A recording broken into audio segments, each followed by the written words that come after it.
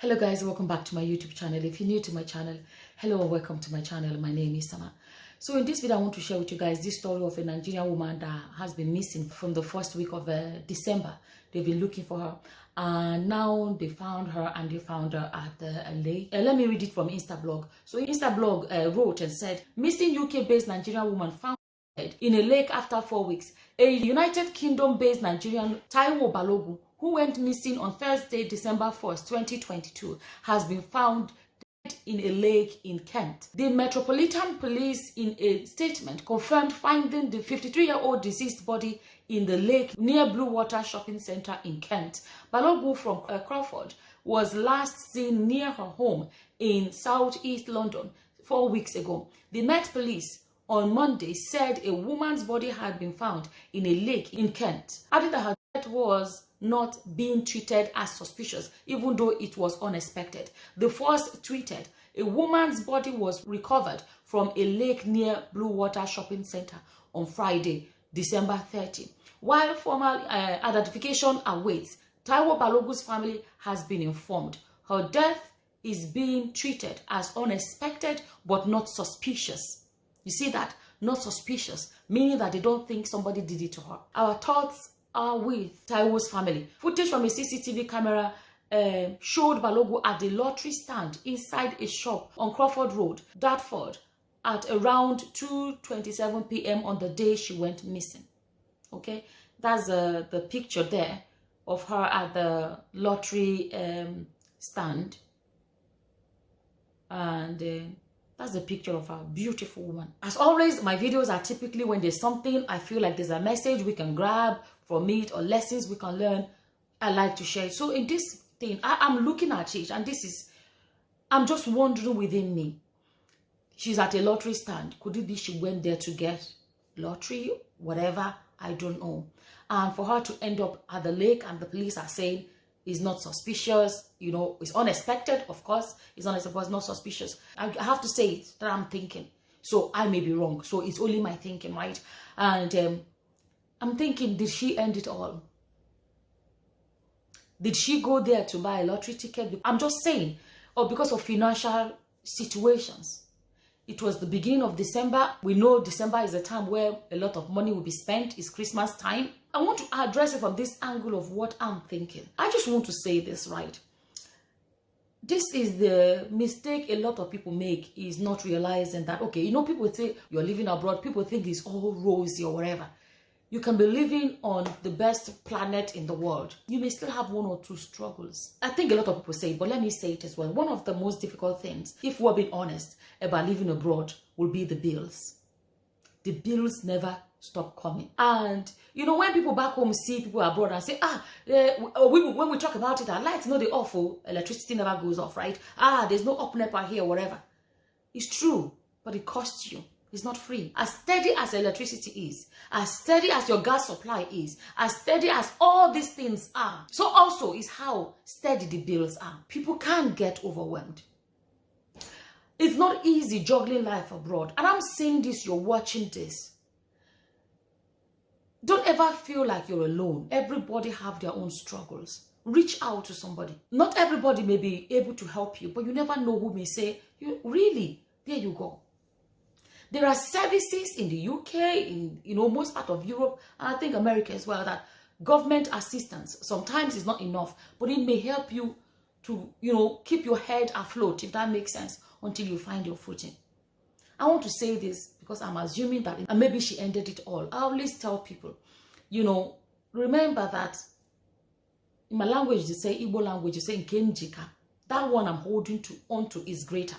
This life we have is what we know. There's no guarantee that if you should end it all, that where you're going to find yourself is better than where you are right now. There are days when you wake up and it's all doom and gloom. And then, but don't forget that another day, in my language, they say, no matter how dark the night is, there's going to be the morning, there's going to be tomorrow, a new day.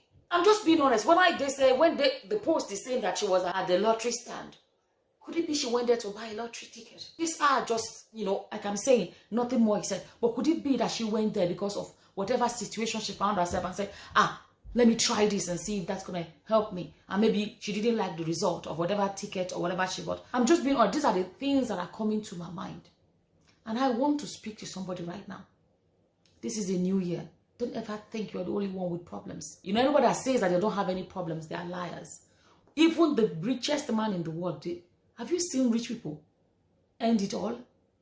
Upon all their mansions and everything they've acquired, they wake up one day and say they can't do it anymore. So we all have problems. Everybody will have problems. Fine, some people's problems may be bigger than others. But like I said, there's always going to be the morning. When I saw that, I was just kind of thinking about her family, how they must be feeling. They've been looking for her before Christmas. And after Christmas, they're finding out. Definitely imagine the kind of Christmas they may have had, knowing that she was still missing. Obviously out of character. And then now, she's found and she's not found alive. Imagine the pain they have to go through.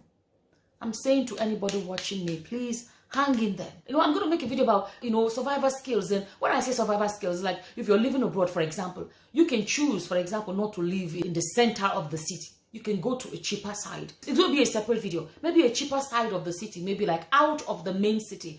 And what about things like, you know, how to manage your bills? Like, you may not pay it all at once, but you can pay it maybe slowly. Let's say your bill, for example, in a month is like $500. You can say, okay, I pay maybe 200 every whatever, you know, rather than pay it all at once. And, you know, even when it comes to going, I remember when I used to really struggle. Thank God for my life today. Like, I remember when I was new abroad, I used to go to the shopping center, and at the end of the day, when I say like towards the end of the day, like let's say from 6 o'clock, the things that are going to expire tomorrow, like meat and bread and whatever, that the expiry date is tomorrow. By 6 o'clock, they start stamping them to get rid of them. I used to go and buy those ones because it's not expired yet. And let's not forget, in Nigeria, meat no get expiry date. You look at it, you know, say, for example, you look at meat, you know if meat is bad or not, or if it's still okay. You understand? Bread, I will buy bread, I will put them in the freezer. The expiry date is tomorrow. But I will go today by 6 o'clock and go and buy stuff like that. I'm not going to lie, I have come a long way. But there was a time when I was in such a tight situation. I will buy the bread, meat, all these chicken nuggets, all those things. Once they put them there, by 6 o'clock, I'll go buy all of them. I'll put in the freezer. Because one thing about freezer is once you put it in the freezer, you freeze the expiring process, if that makes sense. Once something is frozen, it's basically standstill. I never knew you can freeze bread. Until I came abroad, Sofa taught me to freeze bread. There's no difference. You freeze it, put it in the toaster. You toast it, the toaster will toast it as normal. There are a lot of tiny little ways that I used to wear charity clothes. Until today, let me tell you guys, right?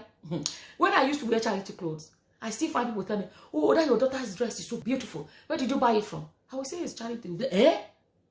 I'm telling you, till today, if I'm walking past a charity shop and I see any cloth hanging on the mannequin or hanging and I like it, I'll go buy it. I don't care. I like it, I like it. I'm just speaking of other ways that you can cut down and help you survive abroad. Abroad is not easy. Some people are doing 2, 3, 4 jobs to survive. But I believe that really, I think one of these days we should make a video to teach ourselves survival skills. You understand? Ways to cut down. Things to, you know, for example, you go to the shops and let's say Sainsbury. They may have some other brands or whatever. But if you see that the Sainsbury brand is cheaper than the other brands, they call them big brands. As long as it tastes good or it does what it's supposed to do, I remember those days I will buy it. You understand? Honestly, I didn't want to make a video one of these days where we can discuss stuff like that. I'm saying it again. I am not 100% sure what happened to this woman. But these are the things that my thoughts or things that are coming to my mind that I'm saying, could it be that she was struggling in one way or the other that nobody knew? Or else they come back tomorrow and say she was walking past the lake and mistakenly fell inside, and then to be a different story. But I'm just using this video to talk about when I heard this news, what it comes across to me. And I thought, why not use it to make a video? And just to look at the picture of her. This is me, because I think deep about a lot of things. I'm looking at her face and I'm like, she's just a human being like every one of us. She may be, they didn't even say if she has children. So this is somebody's family member. What must have gone wrong? I remember there was a time, many years ago when I was in the university, it was a struggle to pay my fees and pay this and pay that. There was one time it was so bad. We had no food at home. I'm not a Catholic, but there was a Catholic church near my house. I went there and I was waiting outside, and a priest came out. I went to him and said, I have no food at home, and he gave me the number of who to call, and it's called St. Vincent de Paul or something like that. It's a charity that the Catholic Church runs. I can't remember. I think they gave me money and they gave me vouchers and stuff like that to go get food stuff. When I'm saying it, I'm telling you guys, I've been there, so I know what I'm talking about. So there are ways when things like that happen, reach out to somebody near you. And if I have to beg somebody on the street to eat, I will do it. I have no shame in that. But I will not steal. That's me. I'd rather beg on the street. This video has gotten longer than I planned. And basically, this is what my video is about. To let people know, no matter the struggle, don't ever think that ending it all is the best option. I'll say it again, I'm not sure what the story is, but this is what I'm thinking. I said, why not use it as an opportunity to address it and speak to us about it. This is how I feel about it anyways, and as always, whatever your opinions are, please feel free to leave them in the comment section below. And with that, I'm going to say thank you for watching. Until the next time, guys. Bye-bye. Bye.